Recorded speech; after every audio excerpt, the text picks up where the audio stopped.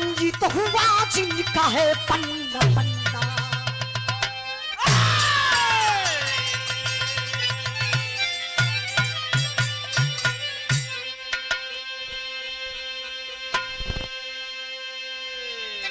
गौर करेंगे बाबू, बड़े गौरव से हम लोग कहते हैं हिंदुस्तानी है, भारतीय है। शायद आज बताया जाता है बाबू भारत आजाद है, हम आजाद हैं, आप आजाद हैं, लेकिन हम लोग गुलामी के करार पर खड़े हैं। आप लोगों को पता है हमारा देश किसके बल पर चलता है? शायद आप लोगों के पता ना हुई, हम बताओ बड़ी अपना बिरहा के माध्यम से। एक लाइन कव्वाली का टुकड़ा लगल बा, समझते समझते अरे समझते ही बीरन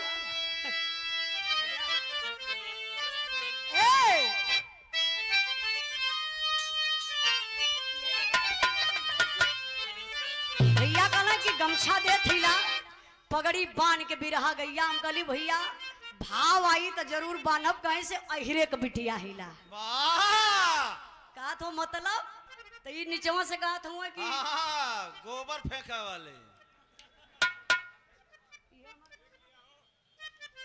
ऐसे अहिरे का बिटिया हिला भैया। जनबा करला कि अहिरन के दुआरे 4-5 गो भैंस बनैबे करेली। इस समय तक गई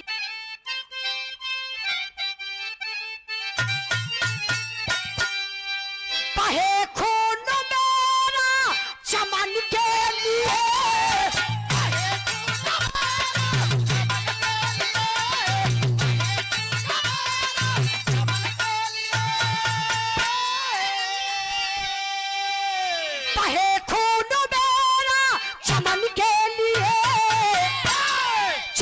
के लिए मेरी जान जाए वतन के लिए, मेरी जान जाए वतन के लिए, मेरी जान जाए वतन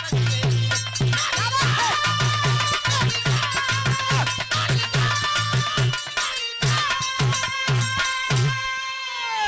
भाव पर आप लोग ध्यान नहीं, कहना बका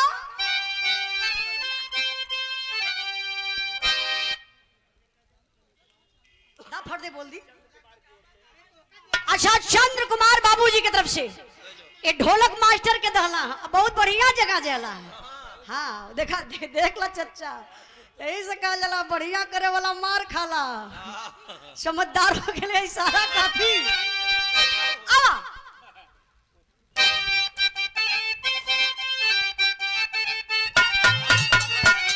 बढ़ा जो कदम है रुकेगा नहीं,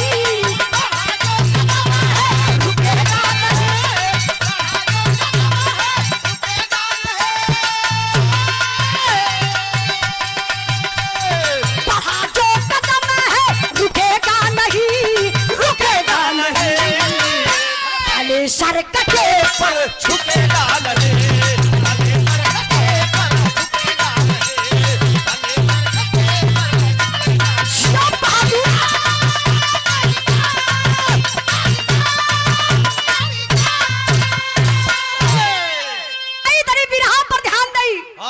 कहानी का शुरुआत बा, कहानी कहां से कैसे लिखल गई मास्टर साहब?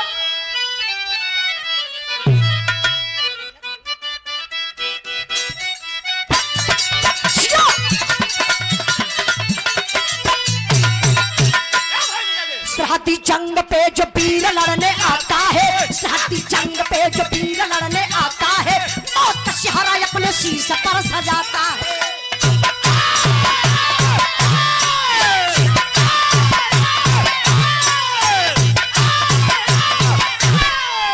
सरहदी जंग पे जो वीर लड़ने आता है, सरहदी जंग पे जो वीर लड़ने आता है, मौत सिहरा अपने शीश पर सजाता है।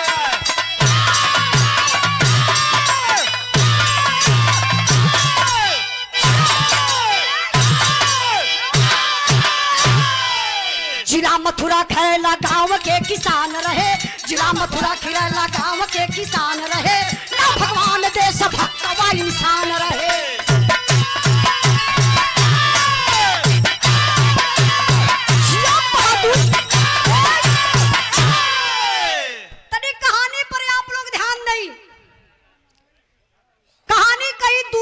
नीचे अपने उत्तर प्रदेश जिला मथुरा, जहां कृष्ण भगवान की जन्मस्थली है, वही के रहने वाले एक व्यक्ति जिसका नाम बताया गया बाबू भगवान सिंह यादव।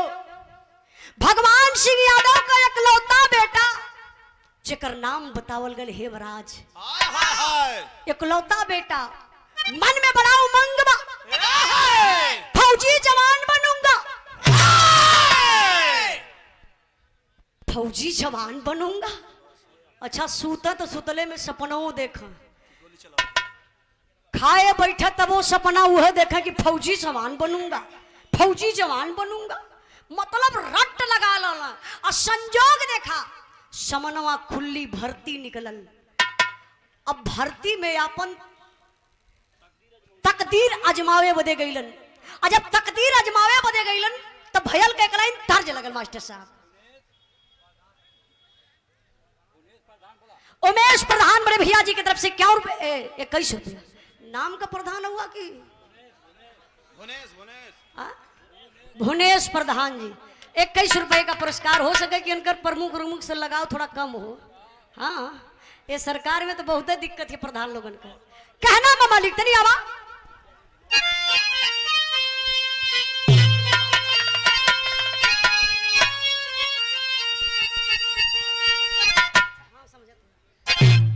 गीत बड़ी बढ़िया लगल, अब बड़ी मजेदार गीत बा। कौनो गांव का भौजाई बड़ी सुघर साघर रहल, चचाई हमरे मास्टर नियर भौजाई रहल। इतनी करिया रहल का करिया मेहरारू ना होली का होली तनी फुहर लगैली भैया हमरे मास्टर साहब फुहर लगत हुआ, तब का हीरो लगत हुआ। कौनो बढ़िया दुल्हन कोलिया में जात रहल। कोलिया यार का कहला कोलियावा के लोगन पतिल की गली में तो जात रहल तो देख लहला अपने देवर की। देवरवा नहीं मतिन मन बढ़ू रहल, भौजैया इनकी मतिरा, देवरवा इनकी नियर मन बढ़ू। भौजैया देख के कलस excuse me come here sit down. हम नहीं वह कहला। अच्छा तो देवरवा कलस भौजी बुलावत है। हाँ लगा था काम बनी खा। जब देवरवा गल गल बोल भौजी का का का का का काका देखत हो महरियन से, तो भौजैया ये सड़िया का चरवा पकड़ के ऐसे लगल लपेटे। कहते देवर बबुआ बताई ना देवर बबुआ। देवरवा कहला रे भौजी बतैबो करबी कि खाली देवर बबुआ बताई ना बताई ना। डायरेक्ट यार डायरेक्ट कहले ए देवर बबुआ अब हमार साड़ी साया पहने के मन ना करत बा। तो निकाल के धा दे ओके काहे बदे ले हवा पानी गर्मी बहुत है। ओ भौजैया अपने देवर से कहलस का कहले बा मास्टर साहब।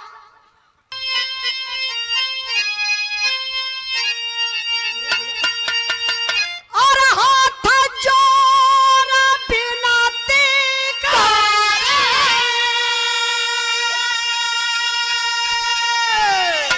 और हाथ जोड़ बिनती करे,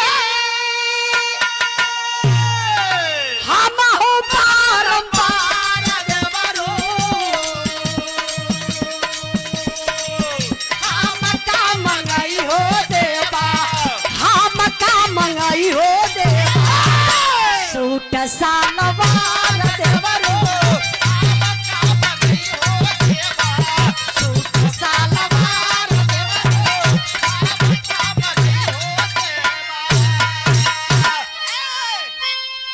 यार पार लारी आजा मिला,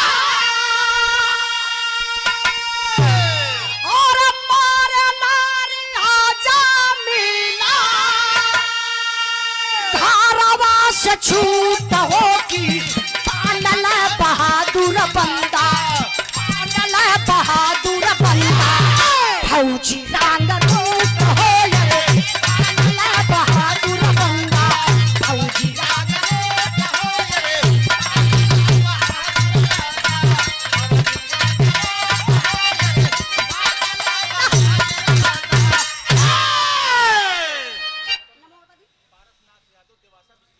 आप पारसनाथ यादव देवासा बिजली विभाग बड़े भैया जी की तरफ से एक बीरस के भाव पर 200 रुपए का पुरस्कार देकर के सम्मान किए। आपके चरणों में बहुत बहुत प्रणाम। अब कहानी पर आप लोग ध्यान दें बाबू,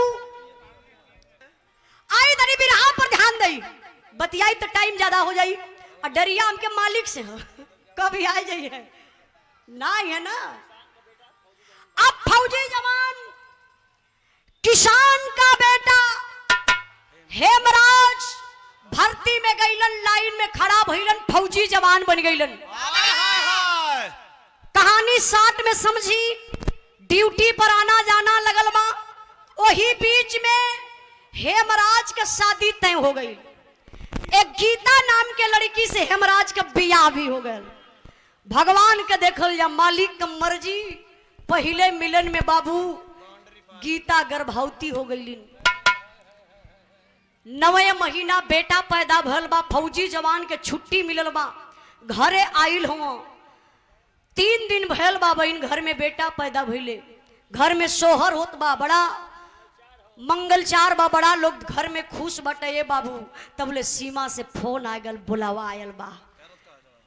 फौजी जवान जब फोन रिसीव कैलन, कहले हेलो। सीमा से आवाज आई, हाँ हेमराज कुछ फौजियों की जरूरत है, तुम्हारी छुट्टी निरस्त की जा रही है, तत्काल गाड़ी पकड़ लीजिए और ड्यूटी पर चले आइए। 12 फौजी जवान, ध्यान देइए बाबू, ये है एक फौजी जवान का जिंदगी बा। सारी खुशी के दिल में समेट के फौजी जवान करत का हुआ तर्ज बदल गई।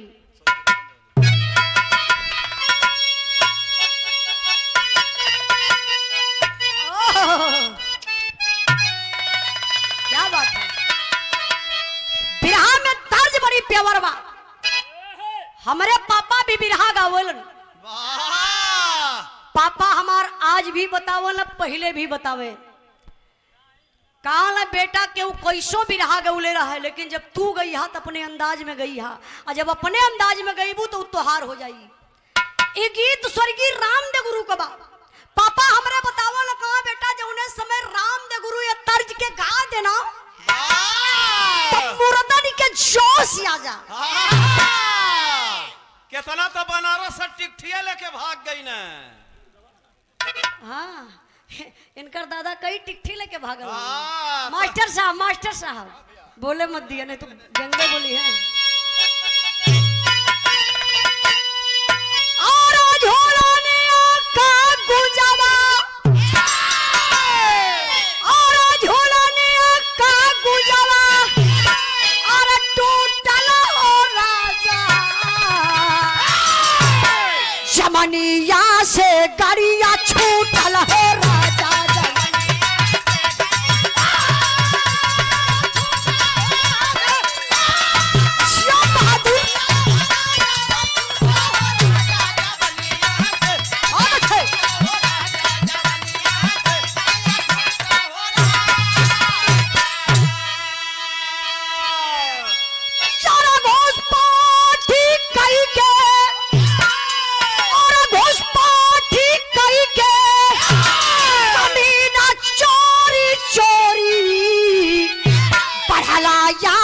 हमारे सरहद की ओरी बढ़ला आवे।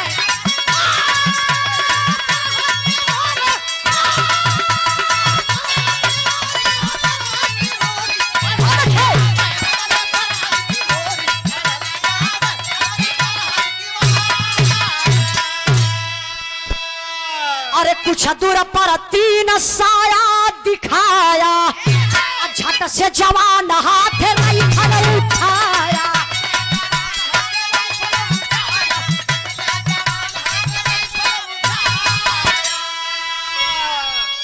दुश्मन हटा पीछे, और दुश्मन हटा पीछे, परोरी पड़ला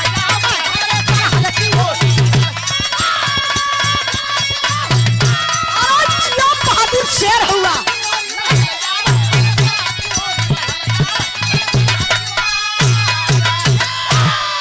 आई तरी कहानी पर ध्यान नहीं बाबू। 12 फौजी जवान हेमराज दिल में खुशी समेट रहला। फौजी जवान देरी ना कैले ये बाबू, गाड़ी पकड़ने पहुंचले कहाँ, सीमा पर जहां हिंदुस्तान पाकिस्तान का बॉर्डर है फौजी भैया, आप लोगों से क्या बतावे कि आप लोग तो बॉर्डरवे पर रहीला, रात दिन आप लोगों का वही जबी तेला। हाँ जी, सीताराम पाल ग्राम रैनी सखरिया से, सतखरिया से। चचा बोले में गलती हो जाई तो बोलवा लिहल करा। हाँ, गौवा का नाम नया रहा ना, इससे हमने कंफ्यूज हो जाइला। बहुत बहुत चचा के प्रणाम में बीरस के भाव पर 100 रुपए का पुरस्कार देके सम्मान के लिए गौर करी। हेमराज फौजी जवान ड्यूटी पर तैनात। हाय हाय हाय। तब तक तो बाबू गजब हो गया। कुछ आतंकवादी पापी पाकिस्तानी कटीला तार काट करके हमारे हिंदुस्तान में छुप करके बाबू झाड़ में बैठ करके इंतजार कर रहे थे। हेमराज सुधाकर दोनों भाई चलते हैं ऑपरेशन पर। बाबू जब झाड़ी की तरफ चलते हैं तो गजब हो जाता है। अच्छा, गजब का भल मास्टर साहब, गीत बदल गई हो।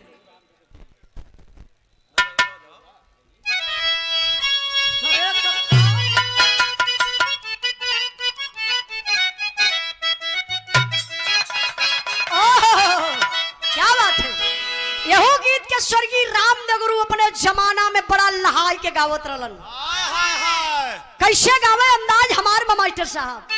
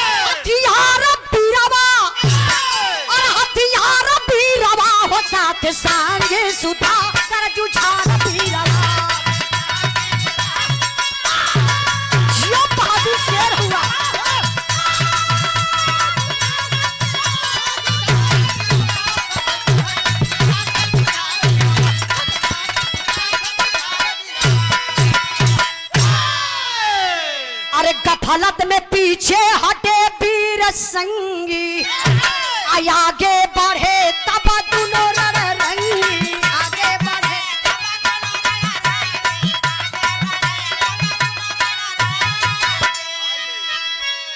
यार बुझलो न धोखावा, कमार बीरवा और मार बीरवा हो साथ संग सुधाकर बुझाल बीरवा।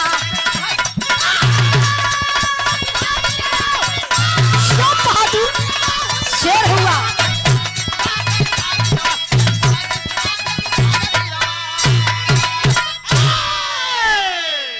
कहानी पर ध्यान दें बाबू, ध्यान दें।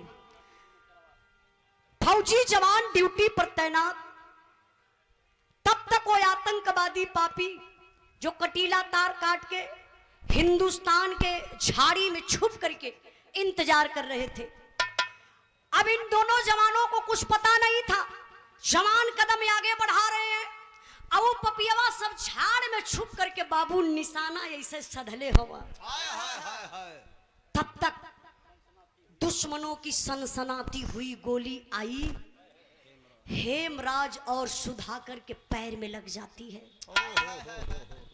जरा सोचिए, ओ पापी गोली सीने में भी मार सकते थे, सर में भी गोली मार सकते थे, जानबूझ करके हिंदुस्तान के जवानों के पैर में गोली मारे। इसलिए हमें हिंदुस्तान का जिंदा फौजी मिल जाएगा, हम हिंदुस्तान का राज पूछेंगे, हिंदुस्तान पर हमला बोलेंगे। उस घायल अवस्था में पापी पाकिस्तानी दोनों जवानन के लेके बाबू रातों रात अपने पाकिस्तान सीमा में चल गई। इतना ही नहीं, ये कोई काल्पनिक कहानी नहीं है जो मैं कल्पना करके बता रही हूं। जो भाई बराबर न्यूज देखते होंगे आप लोगों को पता होगा, आप लोग जरूर देखे होंगे। वो पपियवा सो कैलन का आमने सामने दो खंभा रहल, एक खंभा में हेमराज के और दूसरे खंभा में सुधाकर के पपियवा गतर के बांध देहलस। एक चमचमाती हुई तलवार, काला ड्रेस में पापी पाकिस्तानी है, बड़ी बड़ी दाढ़ी, लंबे लंबे बाल, खून खार लाल लाल आंखें हैं। आता है हेमराज के सामने खड़ा हो जाता है, सवाल करता है,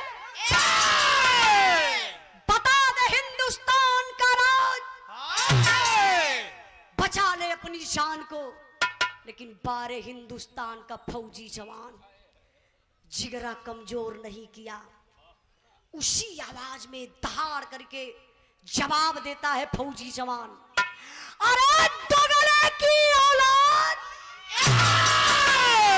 हम उस देश के वासी हैं जिस देश पे गंगा बहती है। नहीं बताऊंगा रे साले हिंदुस्तान का राज, जो करना सो कर ले, मुझे जीने मरने का कोई गम नहीं है। भैया हो पपियवा पाकिस्तानिया हाथ में तलवार लहले बा। भैया गौले के बाद, भैया भैया भैया भैया गौले के बाद प्लीज प्लीज 10 मिनट, खाली 10 मिनट के बाद बतिएगा, कहां से पब्लिक का दिमाग बटल अच्छा ना लगेला प्लीज।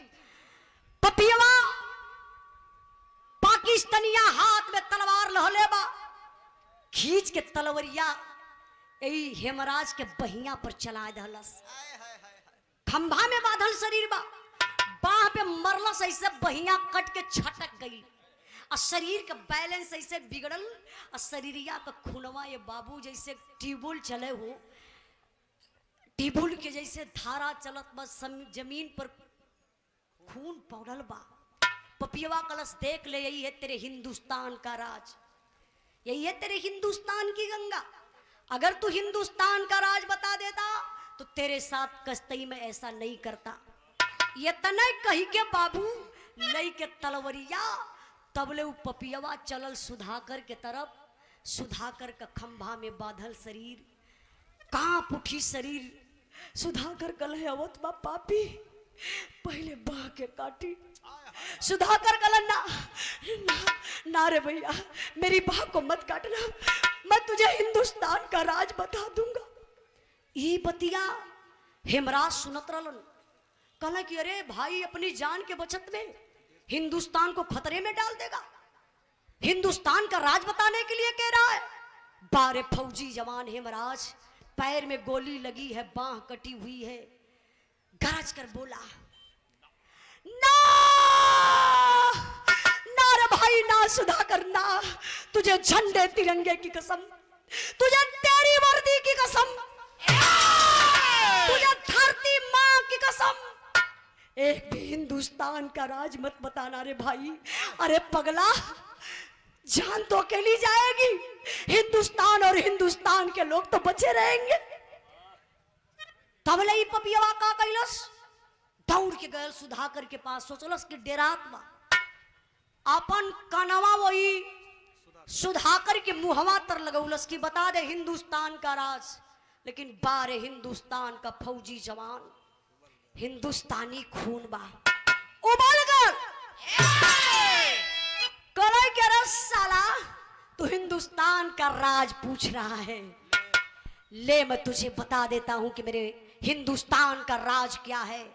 बादल फौजी जवान कर का सकेला, हिम्मत देखे वो फौजी जवान कर खेखार के अब वो पपियवा के मुहवा पर कला यही है मेरे हिंदुस्तान का राज, जो करना सो कर ले। ई पाकिस्तानिया कलो सरे साला, उससे पूछा साला हिंदुस्तान की गंगा दिखाया, और साला तुमसे क्या पूछा रे, मेरे मुंह पर थूक दिया। ले मेरे हाथ से गिफ्ट, खींच के पपियवा तलवरिया चलोलस हो भैया। यह सुधाकर का गर्दनिया काट लिहलस। फौजी भैया आप लोगों के पता हुई, जब ही गर्दन काट लहलस ऐसे मरलस पैर से फुटपाल नियर गर्दनिया होतना दूर पर छटक गयल। फिर तलवार लेके आयल। हेमराज ऐसे खड़ा रहा, कहला साला हिंदुस्तान की तू गंगा दिखा रहा है, ले मैं दिखाता हूं कि तेरे भारत की गंगा कैसे बहती है। खींच के बाबू तलवार चलौलस। हेमराज कभी बही गर्दनिया काट ललस हो।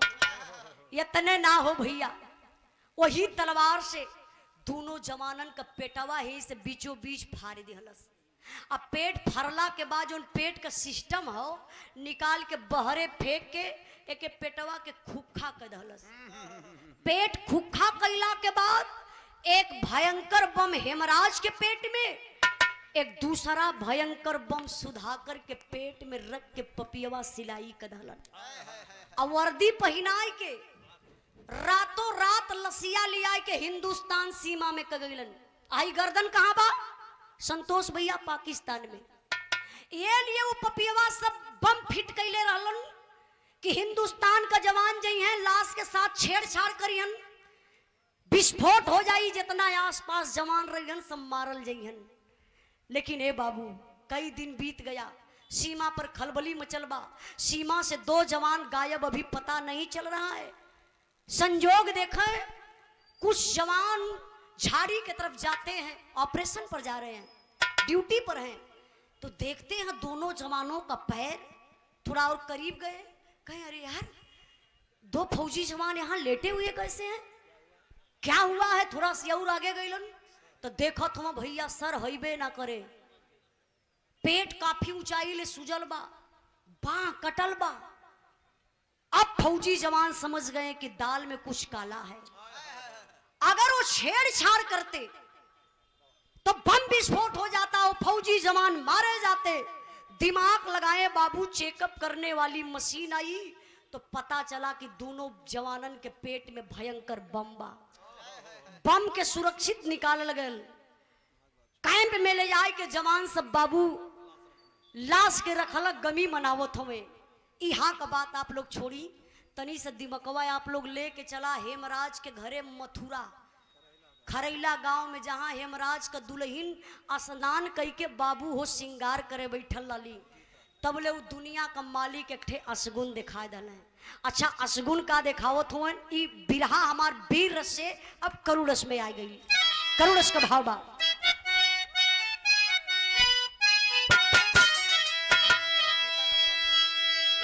अरे गीता के हाथावा से गिरल डिबियावा हो, गीता के हाथावा से गिरल डिबियावा हो, कैलाश नूरावा छिताल हो।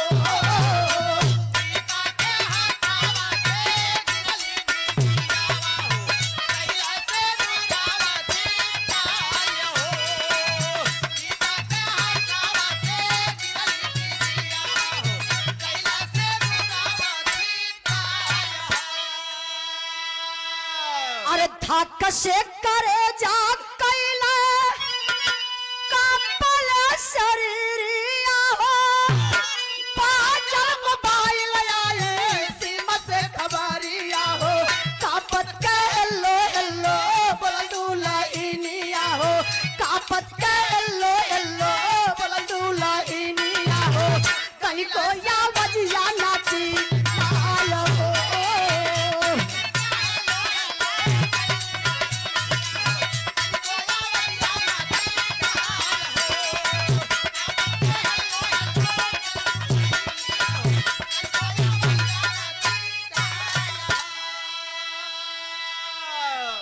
गौर करेंगे बाबू, बेचारी गीता स्नान कई के श्रृंगार करे बैठल ही, बरवा यह चोटी कैली, हाथ में सिंदूर का डिबिया लेके मंगिया में लगावे गईली हो बाबू। तबले दुनिया के मालिक का देखल या अचानक शरीरिया कांप उठल, सिंदूर का डिबिया जमीन पर गिरल, सारा सिंदूरवा बिखर गया। माई बहन के सुहाग बा सिंदूर, अगर तनी से गिर जाला तो आप लोग ओके ऐसे पोत के हाथे से लिप के मांगी तर लगाए ले लू, लगावे लू कि ना? वो बेचारी के तो पूरा डिबिया गिर गई। कलेजा पर हाथ धैलस, कले हे मालिक ये कैसा नसगुन जनात बा, हमरे सोनू के पापा के कुछ ना हो मालिक, ये कैसा नसगुन बा। तब ले भैया हो सीमा से फोन आ गयल, नया नंबर बा, गीता ही समझत बा, लगत बा सोनू के पापा कई दिन के बाद आज फोन कैला है, नंबर चेंज कई के फोन कैले हुए। दुल्हनिया का प्यार देखा हो बाबू, फोनवा रिसीव कैलिन तो पहले वर्ड बोलत थी हेलो सोनू के पापा। सीमा से आवाज आई, नहीं नहीं नहीं मैं सोनू का पापा नहीं हूं। हाँ तो आप कौन? मैं हेमराज फौजी का मेजर बोल रहा हूं। क्या ये फोन हेमराज फौजी के घर लगा है? हाँ जी सर जी। कौन हो तुम? सर मैं उनकी मैडम गीता हूं। मेजर साहब समझ गए। अच्छा बेटा गीता, परिवार में कोई और है क्या? गीता बोली हाँ सर है ना, जरा किसी और को फोन दीजिए। गीता कहली नहीं सर इस समय तो मैं ही अकेली हूँ, एक बात बोलूँ सर? मेजर साहब बोले हाँ बेटा बोलो क्या बात है? कहली साहब मैं कई दिन से परेशान हूँ, सोनू के पापा का फोन नहीं लग रहा है, प्लीज सर सोनू के पापा से बात करवा दीजिए। फौजी जवान के पैर तले से जमीन खसक गई, सोचने लगा ये दुल्हन पति का इंतजार कर रही है, मैं किस फौजी जवान से बात कराऊं? अगर मैं कहीं ये बता देता हूं कि तुम्हारा पति शहीद हो गया, शायद वो अपने पति का मौत बर्दाश्त नहीं कर पाएगी तो उसकी भी मौत हो जाएगी। मेजर साहब दिमाग लगौलन, बाबू बतिये घुमाए देहलन। वही फोनवा पर गीता के बाबू कहे लगलन। अच्छा कहत कहूँ तनी से आप लोग ध्यान दें। 1 करोड़ के भाव पर कृष्ण कुमार यादव कहली के धरती से भैया की तरफ से 100 रुपए का पुरस्कार, बहुत बहुत प्रणाम। तनी बाबू ध्यान दे, भाव बाका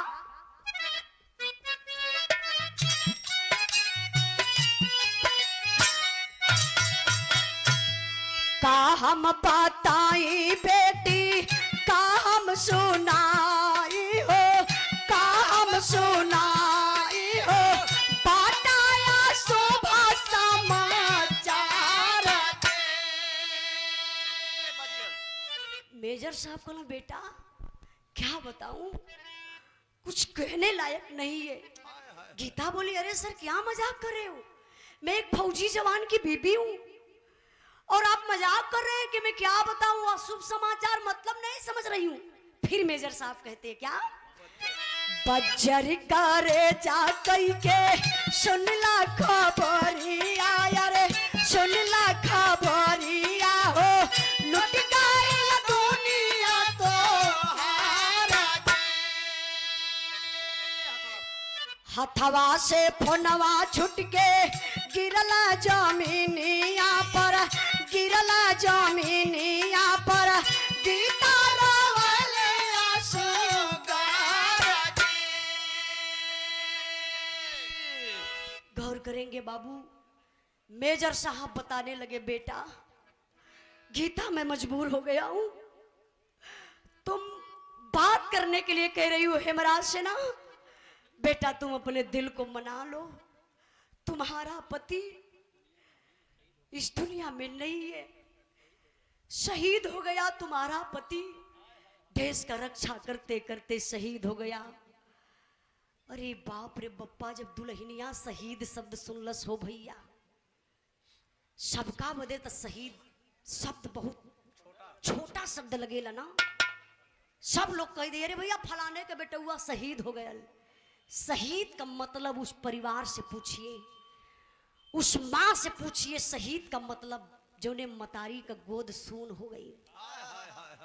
उस बहन से पूछिए शहीद का मतलब जो ने भाई का दहिनी बहियां कट गई। उस बहन से पूछिए जो ने बहन के कलाई में राखी बदे बदे बांधे बदे कलाई न रह गल, भाई न रह गल। उस औरत से पूछिए जो ने दुल्हन के सुहगवे उजड़ गए, वह बहन होश में रही जब इतना शब्द सुन ली कि मेरा पति शहीद। अरे बाप रे बप्पा, कटल पेड़ नियन हो आराय के वही अंगना में गिरली गीता, चिल्ला चिल्ला के रोवत हई। बहरवा बाबूजी ब्रश मंजन करत रहला, अंगना का आवाज सुनलन, दौड़ के गईला, कहला गीता बेटा क्या हुआ क्या हुआ? गीता तो रोवत हई। फोनवा देखला होतना दूर पर जाए के पिताजी उठा लेलन। फोनवा चालू बा, हेलो हेलो का आवाज आवत बा। पिताजी डांटे लगलन, कहले हेमराज अरे पगला तब बहू के का कह दले दे घर में रोवत बना। सीमा से आवाज आई, पिताजी मैं हेमराज नहीं हूँ, मैं हेमराज फौजी का मेजर बोल रहा हूँ। हाँ जय हिंद सर, जय हिंद जय हिंद। हाँ पिताजी मैं आपको बताना चाहता हूँ कि आपका बेटा हेमराज इस दुनिया में नहीं रहा, शहीद हो गया। अरे बाप रे बप्पा, माई बाबू वही अंगना में गिर के चिल्लात हुए, पूरे गांव में कोहराम मच गल, हेमराज शहीद हो गया। पूरा गांव जुटल बा। ए बाबू हेमराज के दरवाजे पर यहाँ का बात छोड़ल जाए, तनी से दिमाग आप लोग लेके चलल जाए। जहाँ फौजी जवान का लाश रखल बा, फौजी जवानन के लाश के साथे होत का बा। मास्टर साहब आल्हा का लाइन लगा दा। एक मिनट भी बैठल रही, बिरहा हमार 2 से 3 मिनट और रह गई बा। बिरहा में आल्हा का लाइन बा, फौजी जवानन के लाश झंडा तिरंगा में लपेट के ताबूत में रख के जब दोनों जवानन के घरे लसिया गईल बा, तब का होत बा, वहां का स्थिति का बा। मास्टर साहब तनी आवा।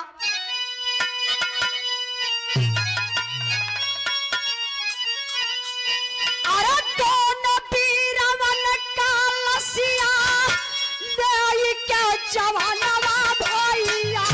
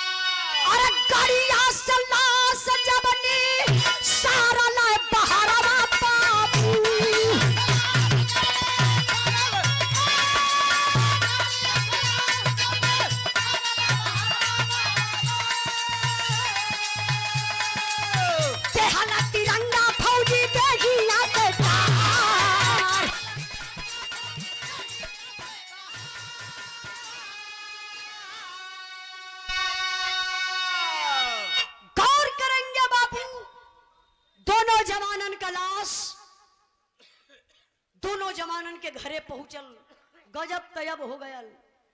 जब ताबूत खोलायल, लसिया के हु पहचानते ना बा। अच्छा लाश का पहचान कैसे होई? गर्दन कटल बा, बाह कटल बा, पेट चीरल बा।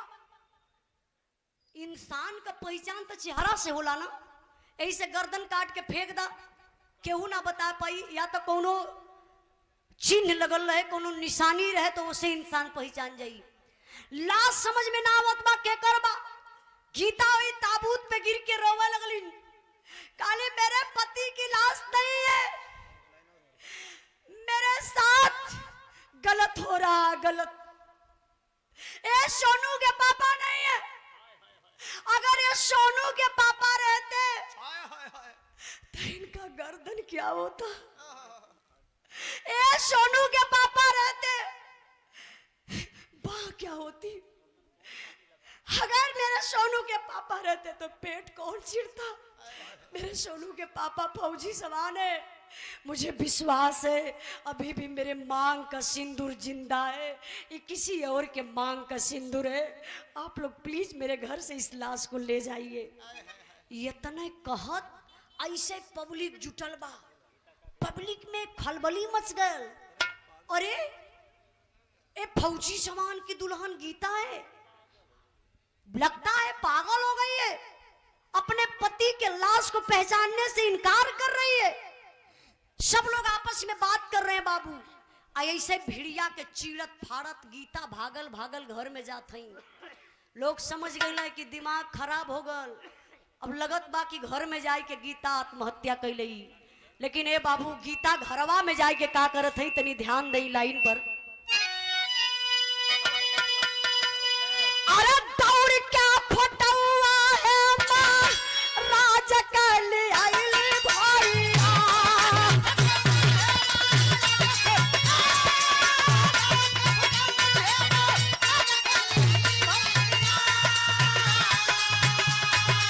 सैया का चेहरा वा चुमैली बार बार।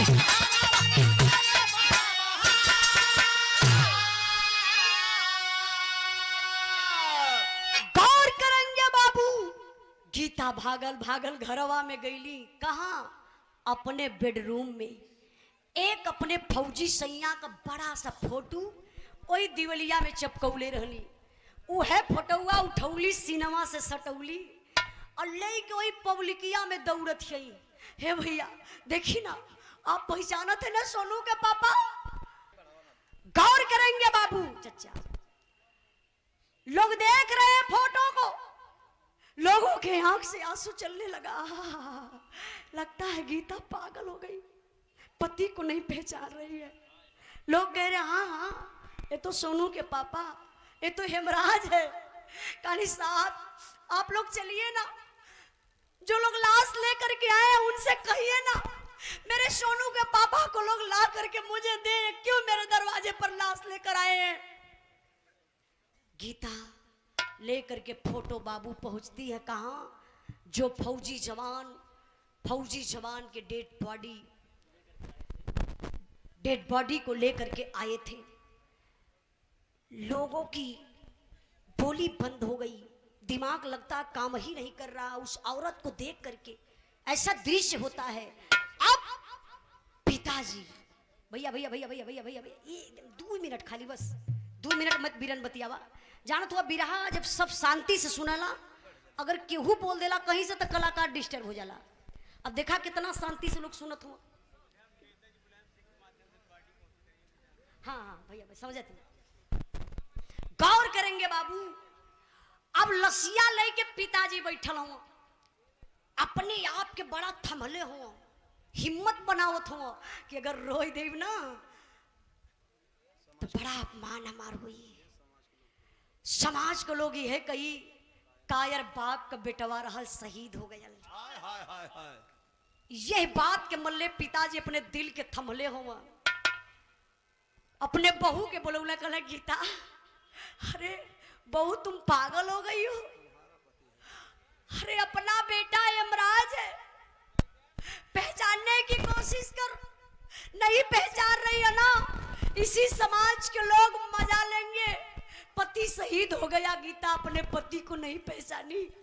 गीता कहली बाबूजी क्या मजाक कर रहे हैं, ये मेरे सोनू के पापा नहीं है।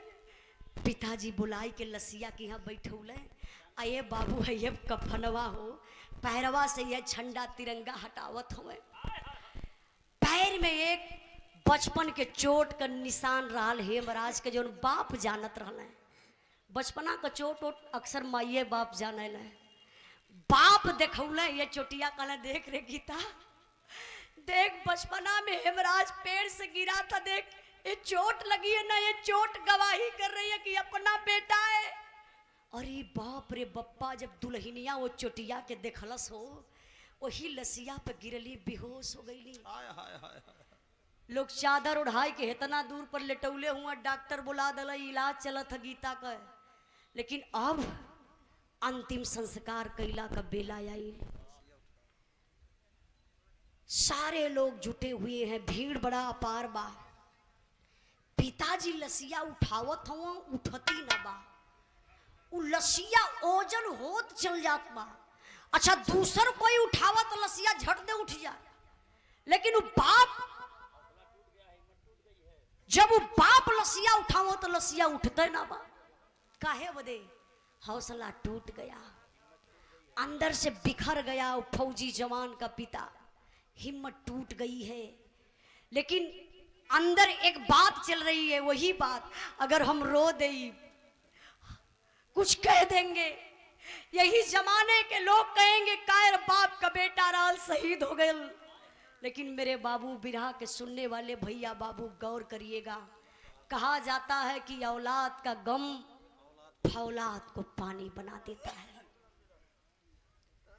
फौजी जवान का पिता ऐसे कंधा पे गमछा रख ले रहा, वो भैया बर्दाश्त ना भयल, कलेजा कापल, आंख से आंसू छलके लगल। बस ये गमछवा उतार के शरीर ऐसे कांपत बा, मुहवा मुनत हुए, रोवत हुए। वही लसिया के निहारत वो कहल का रे बेटा बुढ़ाई में कमर तोड़ डाले है बराज, बिना राम के कैसे मन मनाइब रे बेटा। हाय रे लाल बिना राम के कैसे मन मनाइब रे बेटा, आज बोझ बुढ़ौती में कैसे तोर उठाइब रे बेटा। लाल बुढ़ाई में कमर तोड़ डाले हीरा, धड़ाम से पिताजी वही लसिया पे गिरले बेहोश हो गए। दुनिया का सबसे बड़ा बोझा क्या होता आप लोगों को पता है? शायद कुछ लोगों को पता जरूर होगा। कुछ लोग गांव में कहते हैं घर में बहन बिटिया सयान हो जाली तो सर का बोझ बन जाली, लेकिन नहीं मेरे बाबू, दुनिया का सबसे बड़ा अगर कोई बोझ है ना, एक पुरनिया बाप के कंधे पर जवान बेटवा का जनाजा। कौन बाप बर्दाश्त करी हो? नियम तो ही बनल बा, बाप के कंधा बेटा दे तो बाप के स्वर्ग हो जाई, और जवन बाप अपने नौजवान बेटवा के कंधा दे वो तो जियते जी न नरक हो गए, बेहोश हो गई। पिताजी लोग इलाज करावत हुए बाबू, कोई नहीं रह गया परिवार में अंतिम संस्कार करने के लिए। आप लोग जैसन सम्मानित व्यक्ति, गांव के प्रधान, प्रशासन के लोग, नेता गढ़ जाते हैं, लाश को लेकर के अंतिम संस्कार कर देते। अंतिम संस्कार तो हो गल हो भैया, तेरे ही बीत गईल बा। तेरे ही बीतला के बाद जनरल साहब आते हैं, शोक संदेश हृदय से लेकर, शोक संदेश हृदय से लेकर जनरल साहब आए हैं। दोनों परिवारों को आकर के दिल से धैर्य बधाए हैं। सच्चा सपूत जो देश का था वह वीर हिंद रखवाला था, एक ज्योति हमको दिखा गया वह भारत के रहने वाला था। हम कसम याद की खाते हैं, हम कसम याद की खाते हैं, बदला शीघ्र चुकाएंगे, इस देश के वीर सपूतों पर फौजी वर्दी लहराएंगे। जाना था जिसे वह चला गया, मन में ना उनका ख्याल करो, सहयोग फौज का हम देंगे, मन को ना तनिक मलाल करो। के कहलस? सेना के बड़े अधिकारी जनरल साहब अइलन शोक संदेश लेके सांत्वना देवे बदे। बुढ़वा बाप, बुढ़ाई का सहारा खत्म हो गल बा, एक चिराग रहल, एक बेटवा, घर का दिया बुता गयल, रोवत हो शरीर कांपत हो। जनरल साहब कहला पिताजी क्या बताऊं, जो होना था हो गया, लेकिन मैं एक बात कह रहा हूं पिताजी, मैं कसम आपकी खाता हूं, जितने सारे गांव के बच्चे हैं सबको निःशुल्क भर्ती करवाऊंगा, सीमा पर भेजवाऊंगा, कुछ शहीदी रास दिलवाऊंगा, जो रोड है ना उस रोड पर हेमराज के नाम से गेट बनवाऊंगा। फौजी जवान का बाप जब सुन ले कलेजा फाट गल। कहले साहब आप कहा था कि रोड पर गेट बन जाई हेमराज के नाम से, का वो गेटवा से हमार बहु सुहागन हो जाई, कहा थोड़ा रुपया देवे के हो शहीद रास, वो रुपया से हमें हमरे बेटवा को सुख मिल जाई। हे साहब ना चाहिए आरती, ना चाहिए भर्ती, ना चाहिए चौराहे का मूर्ति, साहब एक चीज चाहिए, अगर देवल चाहत हुआ तो कह दे। जनरल साहब कहला हाँ पिताजी बोलिए आपको क्या चाहिए। बिरहा के सुनने वाले भैया बाबू ध्यान दीजिएगा, बिरहा का आखिरी पॉइंट, आखिरी लाइन बा, ओ बुढ़वा बाप का मांग बा। का मांग बा मास्टर साहब? तनी से ही एक